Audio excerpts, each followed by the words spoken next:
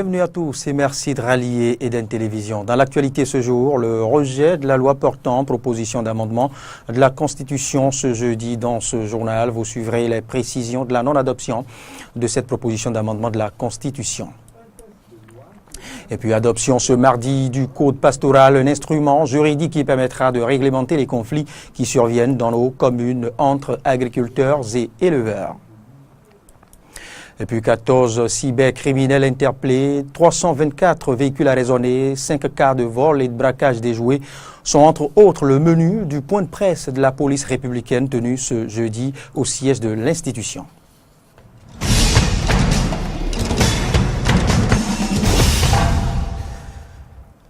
À nouveau, bienvenue. Inscrit à l'ordre du jour, ce jeudi à l'Assemblée nationale du Bénin, la proposition d'amendement de la Constitution n'a pas prospéré. Après le vote pour la recevabilité, les arguments des députés de la majorité parlementaire et des membres du gouvernement n'ont pas convaincu les 19 députés de l'opposition qui ont voté contre la proposition d'amendement de la Constitution. Il fallait réunir les 4/5 pour l'adoption de la dite loi, mais rien ne changera. 62 voix pour, une abstention et 19 contre.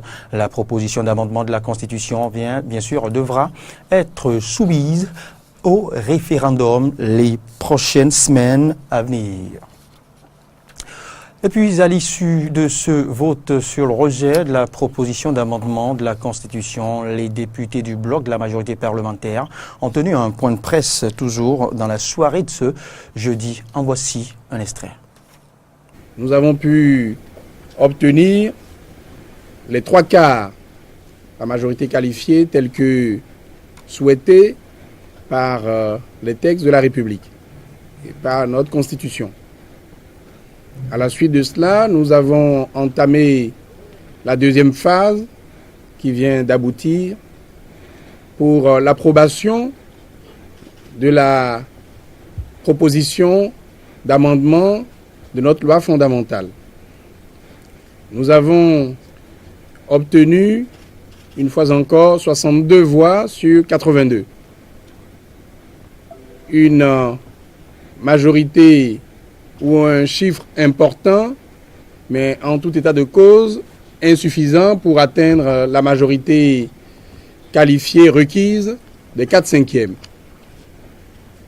Toutefois, parce que vous connaissez aussi bien que nous les textes, cela ouvre la possibilité de soumettre le texte retenu par la commission des lois à l'appréciation du peuple béninois.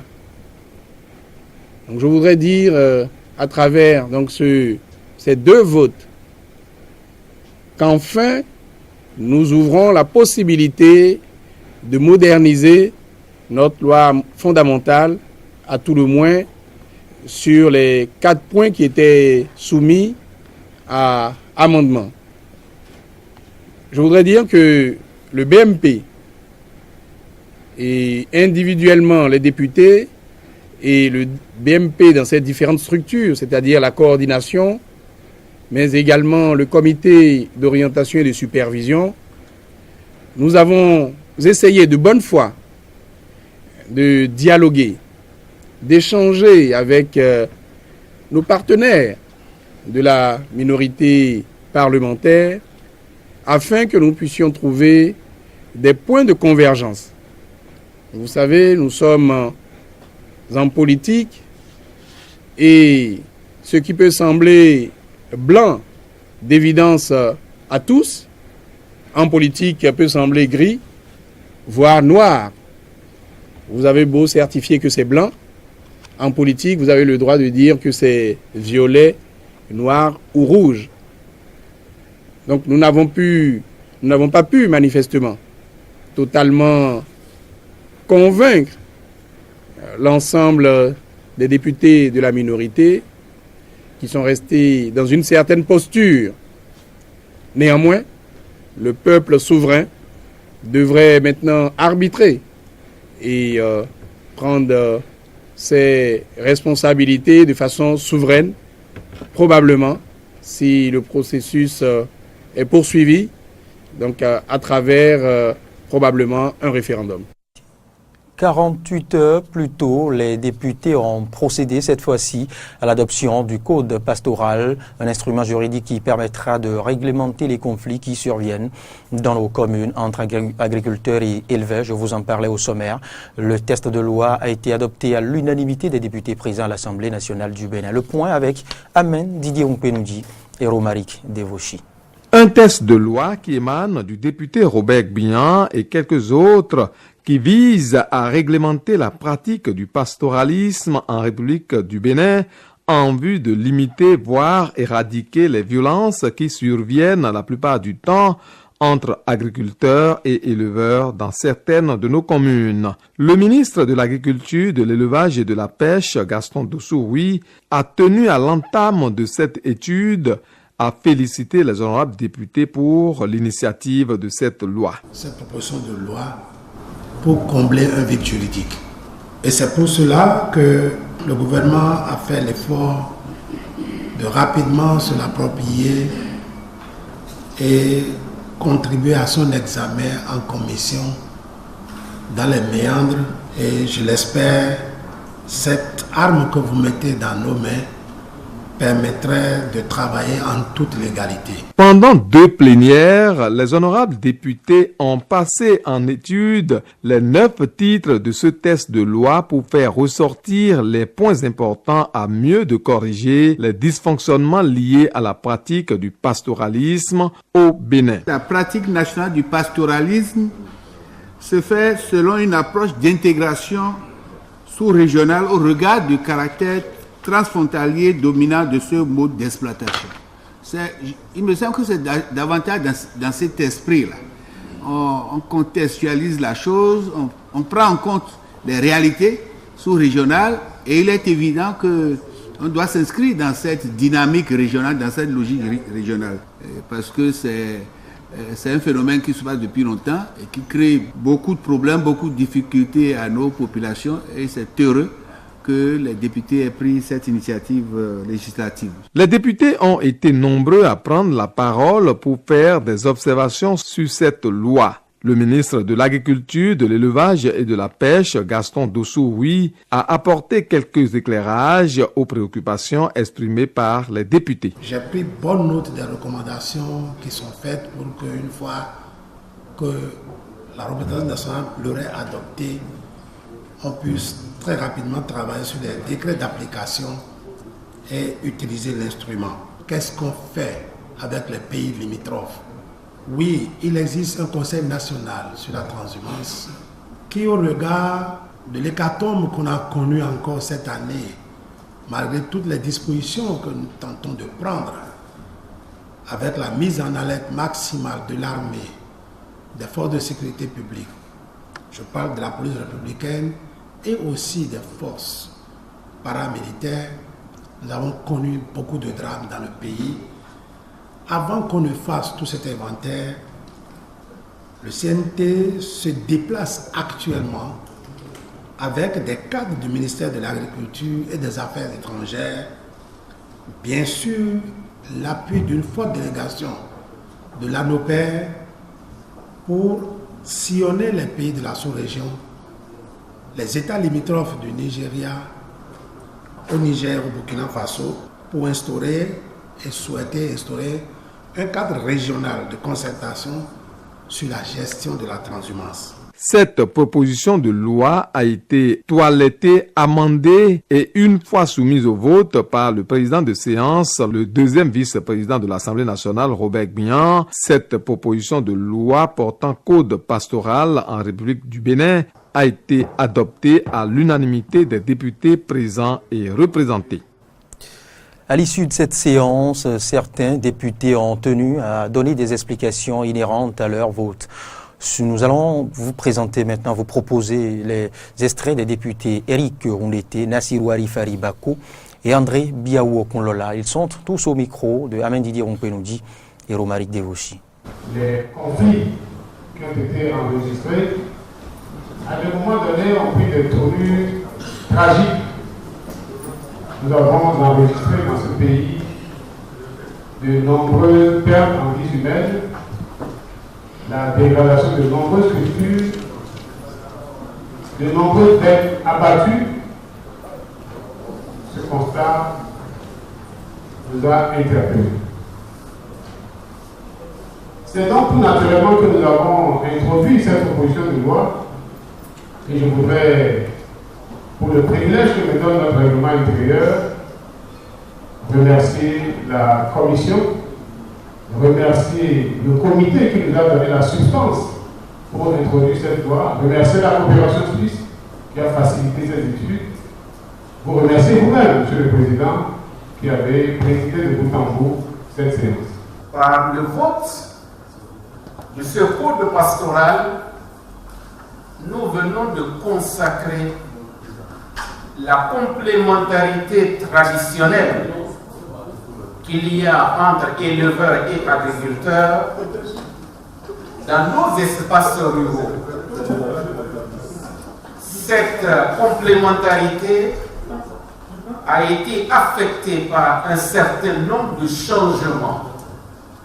Changements sociaux, changements climatiques et différents changements aussi au niveau normatif dans l'État.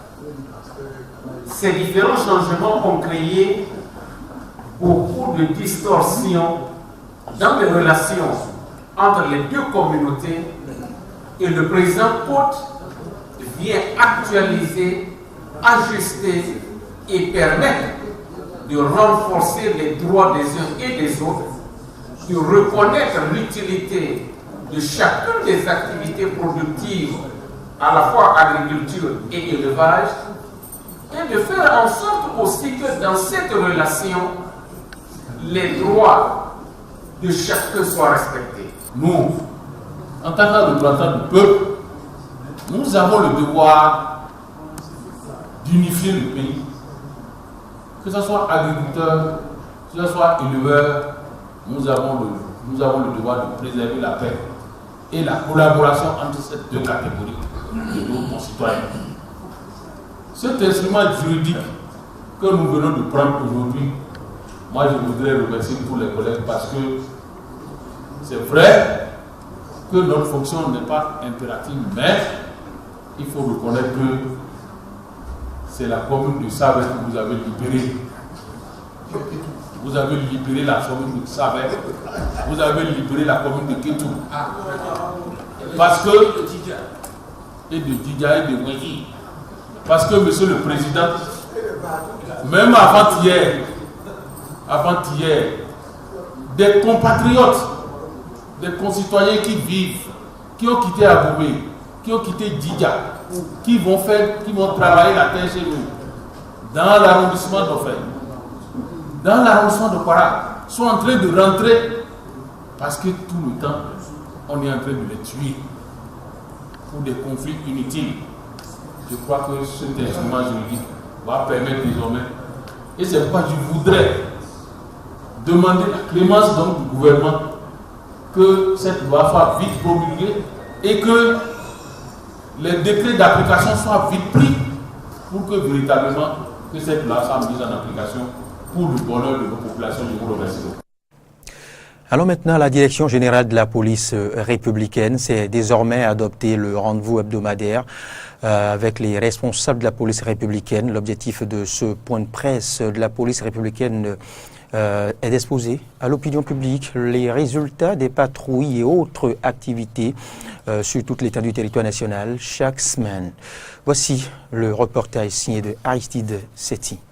Dans l'Ouémé, suite aux informations reçues, le commissaire de Ronvier, dans la commune d'Adiara, a interpellé un tradit praticien de nationalité sénégalaise au quartier Hevier Kota le jeudi 28 juin 2018 aux environs de 19h. Ce dernier serait réputé dans le trafic d'organes humains. Une perquisition effectuée à son domicile a permis de saisir, outre des ossements humains et de la graisse humaine, d'importants talismans. Une enquête est en cours pour démanteler tout le réseau.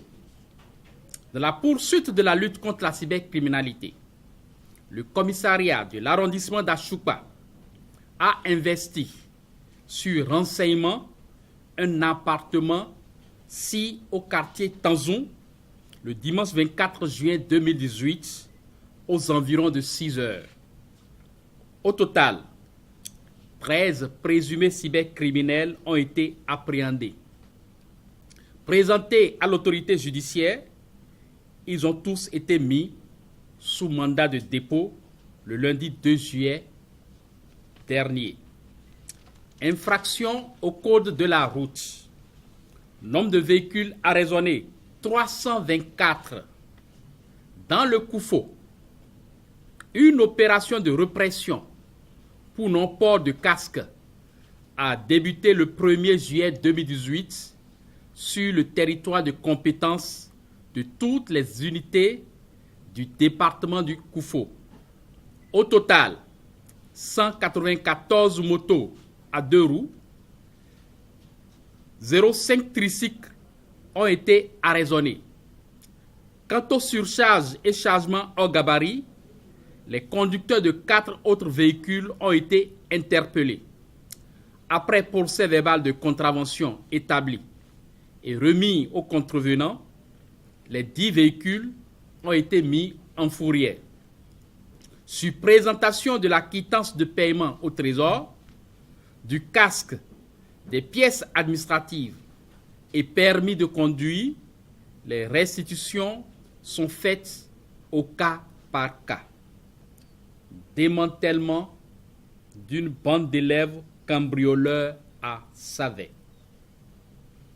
4 élèves, tous inscrits dans les collèges de Savet, se sont constitués en bande organisée pour opérer des cambriolages. Plusieurs maisons ont reçu la visite de ces jeunes gens qui ont choisi la voie de la facilité. Alors qu'ils venaient de cambrioler à nouveau un domicile, la prompte réaction de la police républicaine a permis d'interpeller un élément du réseau qui a dénoncé ses acolytes au nombre de 3. La perquisition effectuée dans leurs domiciles respectifs ont permis de saisir les objets suivants: un petit buffet, un lecteur DVD, un décodeur Strong, 2 raquettes de tennis, un pistolet de fabrication artisanale, 2 cadres de photos, un poignard et une machette. De la Direction générale de la police républicaine à la présidence de la République. Le Conseil des ministres s'est réuni ce mercredi 4 juillet 2018 sous la présidence effective du chef de l'État Patrice Athanase Guillaume Talon. Au cours de cette séance, plusieurs sujets ont été abordés, entre autres une nouvelle situation de fraude fiscale à la SONEB et un dossier de malversation dans la ferme d'élevage de Samionji. Nous sommes dans la commune de Zanyalando. En voici les précisions avec le ministre du Tourisme, des Sports, de la Culture et des Sports, Oswald Omeki. Au titre des mesures normatives, ont été adoptés les décrets d'application de la loi relative à la radiodiffusion numérique en République du Bénin. Il s'agit des décrets fixant les normes et spécifications techniques relatives à la télévision numérique terrestre en République du Bénin, décret portant transmission à l'Assemblée nationale pour l'autorisation d'adhésion à la Convention des Nations unies sur l'utilisation des communications électroniques dans les contrats internationaux. Le Conseil des ministres a par ailleurs adopté les décrets portant respectivement modification du décret numéro 2004-291 du 20 mai 2004 portant attribution, organisation et fonctionnement de l'Office national des anciens combattants et victimes de guerre du Bénin. Nomination des membres du conseil d'administration de l'Office national des anciens combattants et victimes de guerre du Bénin et nomination des membres du conseil d'administration du Centre national de recherche des travaux publics CNRTP. Au titre des communications, les dossiers ci-après ont été approuvés. sélection d'un cabinet d'architecture pour la réalisation de missions de maîtrise d'œuvre en vue de la construction de 21 stades communaux de type omnisport.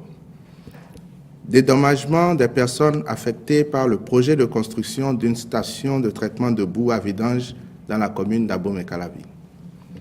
La mise en œuvre du projet de construction d'une station de traitement de boue de vidange de capacité 600 m3 jour à l'horizon 2025 dans la commune d'Abomey-Calavi a nécessité l'expropriation d'un domaine de 19 hectares, 23 arts, 84 centiares. Rapport de vérification des déclarations fiscales de la Société nationale des eaux du Bénin, SONEB, de 2009 à 2017. À la suite du rapport initial, indiquant des irrégularités constatées à la Société nationale des eaux du Bénin, SONEB, l'inspection générale des finances y avait été dépêchée aux fins de procéder à la vérification des déclarations fiscales de la société de 2009 à 2017. Il ressort du rapport de vérification que le montant des nouveaux cas d'irrégularité détectés par rapport à celui signalé dans le rapport préliminaire est de 137 801 407 francs CFA. Compte rendu des cas de malversation survenus à la ferme d'élevage de Samyonji. Dans cette ferme située dans la commune de Zanyanado, il a été signalé des cas multiples et suspects de mortalité des veaux. Les investigations ont permis de découvrir que le chargé de production animale, M. Pakoum Djebou, procède à des ventes frauduleuses d'animaux. C'est ainsi que 16 bovins ont été vendus pour la somme d'1 780 000 francs CFA. L'intéressé a reconnu les faits et est passé aux aveux concernant d'autres opérations frauduleuses qu'il a menées avec les sieurs Prosper Menhomé, comptable de la ferme, Gérard Agbanté, caissier de la ferme, et Jassaou Kouchiko, chef d'équipe, lesquels ont également reconnu les faits.